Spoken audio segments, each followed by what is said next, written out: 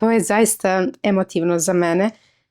zato što znam da sam dobra majka i da sam zaista sve moguće uradila da bude njemu dobro. I dakle, kad sam ih čula i kako se smeju, bilo mi lakše, ali mi bilo drago zato što njegova sestra Kristina bila za njega tu, mada je tu i njena majka,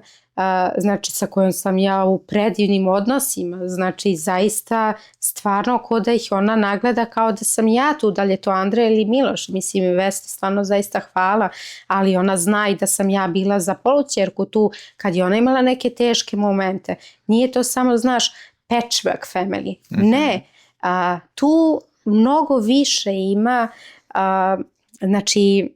jedna vrsta ljubavi koja se sama stvorila. Nisam ja htela po svaku cenu da me zavoli Kristina sa 2 godine. Ne možeš na silu.